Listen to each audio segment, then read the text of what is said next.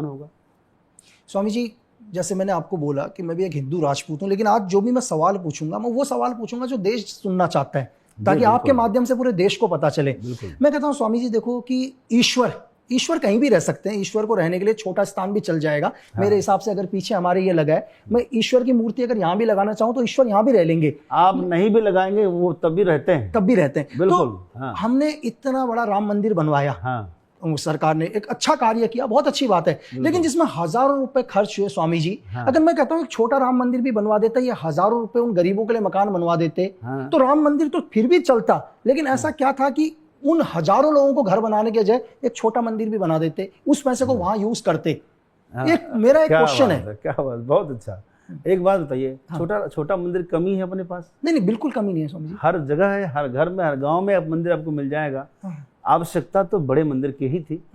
दूसरी बात, जब सबको पता है, हमको पता है कि राम जी की जन्मभूमि ये है, राम जी की जन्मभूमि पाकिस्तान तो नहीं है, अफगानिस्तान तो नहीं है, सब मानते हैं कि राम जी भारत में ही जन्म लिए, तो कहीं जन्मे होंगे ना। शास्त्र भी कह रहा है सरयू के तट पर है, तो सरयू तट पर अयोध्या नगरी है, सरयू के तीर अयोध्या नगरी, संत भरे जहाँ गागरिया, अवध जो है क्या है, अवध बिहारी सांवरिया। तो जब राम जी अयोध्या में ही हुए तो हम राम जी को मानने वाले हैं। हर एक व्यक्ति अपने से बड़ों का सम्मान करता है। आज थोड़ा सा पैसा वाला व्यक्ति बन जाए, अपना पुराना घर तोड़ के बड़ा घर बनाता है, छोटा घर बेच के बड़ा घर खरीदता है। आप देखिए, जैसे छोटा विधायक था, जैसे सांसद हुआ तो अपने घर बड़ा कर लिया, सीएम हो गया। अरविंद केजरीवाल जी देख लीजिए, दिल्ली के सीएम, जब तक विधायक रहे छोटा घर में रहे, जहाँ सीएम बने अपने लिए इतना विशाल घर बनाया कि चर्चा का विषय बन गया, देश दुनिया जान गई उसके घर को। तो भाई जब हम छोटे छोटे मानव भी इतना अपना तरक्की कर सकता है, तो हमारा ईश्वर तो सबसे बड़ा है। सबसे बड़ा मतलब पूरा ब्रह्मांड को वो चलाने वाला है। जन गण मन अधिनायक जय है भारत भाग्य विधाता। ये कौन है? ये राम जी हैं। जन गण मन के अधिनायक राम जी हैं, जिन्होंने राम राज्य की परिकल्पना की है, और न केवल कल्पना की है, चलाया। 11,000 वर्ष तक भारत को और संपूर्ण विश्व को चक्रवर्ती सम्राट थे, अखिल ब्रह्मांड नायक थे वो राम जी। तो ऐसे राम जी का घर छोटा सा होगा? क्या बात करते हैं, कैसी कल्पना करते हैं। क्यों ना हम विराट सोचें, हमको लगता है वो छोटा सा है, उससे भी कहीं 100 गुना बड़ा होता, जिसमें पूरे विश्व के लोग आते। आज भी चले जाइए अयोध्या, दर्शनार्थियों की संख्या देखिए, यदि छोटा सा होता तो इतने लोग कहाँ रहते। वो भी कम पड़ रहा है, और बड़ा होता तो और बड़ा होता, और अधिक लोगों को दर्शन का लाभ मिलता। स्वामी जी, बहुत सारे लोगों का कहना है ऐसा कि इस बार महाकुंभ हुआ, आप तो स्वयं महाकुंभ में थे। जी, मैं भी था वहां। बिल्कुल, तो लोग कह रहे हैं ऐसा, ये मैं नहीं बोल रहा हूँ, लोगों के सवाल हैं जो मैं पूछना चाह रहा हूं कि लोग बोलते हैं या नहीं कि ये गवर्नमेंट ने, चाहे यूपी गवर्नमेंट हो, भारत सरकार हो, उनने पर्यटक को बढ़ाने के लिए इसको महाकुंभ का नाम दिया। इसमें क्या मतलब, क्या है उन लोगों के लिए जो जानना चाहते हैं? क्या पहले महाकुंभ नाम नहीं था? नहीं था, लेकिन जो कहते हैं 140 साल में कुछ ऐसा कि ये वो कुंभ आ रहा है कि इसमें दर्शन कर लोगे तो दोबारा शायद जीवित रहते हुए नहीं कर पाओगे। लोगों ने भ्रम फैलाया चारों तरफ कि 140 बाद ऐसा कुछ नहीं है, लेकिन ऐसा था। आप उठाते पंचांग तो आपको पता चलता, मकर राशि में सूर्य, मकर राशि में बुध, मकर राशि में गुरु, तीनों एक ही राशि में आए, त्रिवेणी संगम का योग बन रहा था। ऐसा 140 वर्ष बाद ही हुआ, तो बिल्कुल सच्चा था। इसीलिए अभूतपूर्व संख्या भी हुई, 68 करोड़ लोग इकट्ठे हो गए। आप मामूली बात समझते हैं एक जगह पर?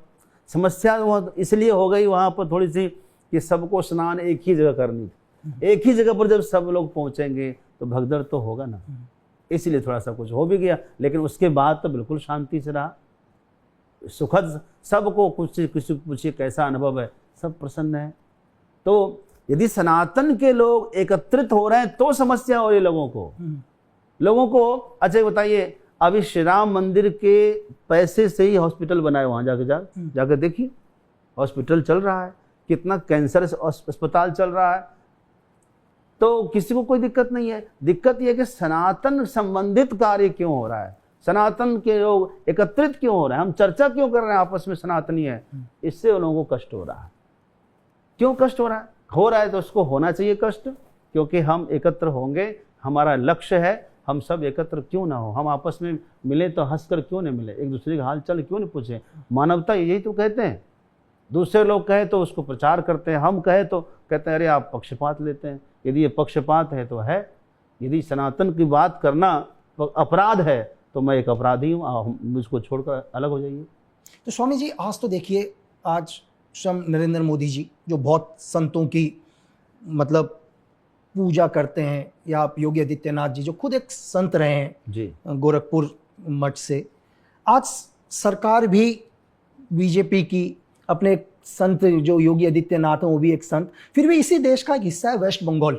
इतने संत होते हुए भी वहाँ आम लोगों पर अत्याचार क्यों हो रहा है चंद जी? अगर वहाँ क्यों नहीं सनातन हो रहा है, मतलब वहाँ क्यों लोगों को, मतलब आज देखिए आप वेस्ट बंगाल के अंदर, वो भी तो इसी देश का एक हिस्सा है।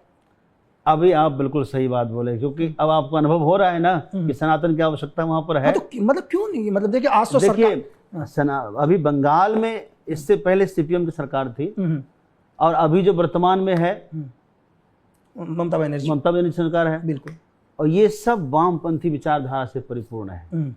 तो जिसके कारण सनातन का वहां बहुत ह्रास हुआ, दबाया गया सनातनियों को, मूर्ति विसर्जन करने पर समस्या है, और उनको जो है नमाज पढ़वा दिया रोड पर, मूर्ति विसर्जन को रोक दिया। जो सदियों की परंपरा थी उसको रोका गया मूर्ति पूजा पे।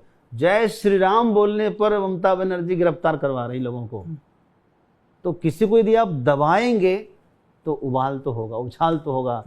हम चाहते हैं कि वहाँ जो हिंदू हैं, वहाँ जो सनातनी हैं, वो थोड़ा जगें, बस इसी का इंतजार है। वो जग जाए, सारी शक्ति वहाँ पहुँच जाएगी, फिर से वहाँ सब ठीक हो जाएगा। लेकिन स्वामी जी देश तो एक ही है, मतलब देखो बंगाल हो चाहे यूपी हो, हर हिंदुस्तानी एक ही है, एक ही हिंदुस्तानी है ना। तो रूल्स भी पूरे हिंदुस्तान में एक ही होने चाहिए। मैंने आपको बोला कि माननीय प्रधानमंत्री तो देश के प्रधानमंत्री हैं, हाँ, तो उन्हें तो एक एक्शन लेना चाहिए बंगाल के ऊपर कि ऐसा क्यों हो रहा है, क्योंकि पावर तो सेंटर की है ना स्वामी जी। नहीं, आपको पता होगा कि पूरे देश में एक कानून नहीं है। नहीं बिल्कुल, हर राज्य का अपना कुछ न कुछ मोटिव होता है, बिल्कुल अपना उसका अधिकार क्षेत्र होता है, उसका अधिकार में जो कुछ है वो कर रही है वहाँ की सरकार। यदि एक होता तब तो कोई दिक्कत ही नहीं है, फिर केंद्रीय शासन कर लेता, लेकिन केंद्र शासन वहाँ नहीं है, वहाँ राज्य सरकार है। तो राज्य सरकार के अधीन है। अब वहाँ की जनता को जानना होगा कि ये हमारे साथ गलत हो रहा है, हमने जिसको चुना है वो हमारा शत्रु है, वो हमने जिसको चुना है वो सनातन को मिटाने में विश्वास रखता है, बढ़ाने में विश्वास नहीं रखता है। आज भी बंगाल की जनता सोई हुई है, आज भी वो जगी नहीं है, आज भी उनको लगता है ममता बनर्जी ही है, लेकिन ममता बनर्जी है या ममता बानो है ये उसको पता नहीं है। क्या है उसको जानना चाहिए, जानना होगा ना। जब तक बंगाल की जनता नहीं चाहेगी यहाँ सरकार बदले तो कैसे बदलेगी। तो स्वामी जी बहुत सारे देखो संत, हम महाभारत भी मैंने देखा टीवी में जी, या रामायण भी देखा, तो लोग कहते हैं कि संत का मतलब जिन्होंने मोह माया सब कुछ त्याग दिया है स्वामी जी। एक मोह माया, जिनके लिए मोह माया का कोई मतलब ही नहीं, तभी वो संत है, जो इस जीवन से एक नए जीवन के अंदर जा चुके हैं। लेकिन आज भी बहुत सारे संत लोग हैं जो मैं देखता हूँ कई बार टीवी में, तो फिर क्यों इतनी बड़ी बड़ी लग्जरी गाड़ीज वगैरह यूज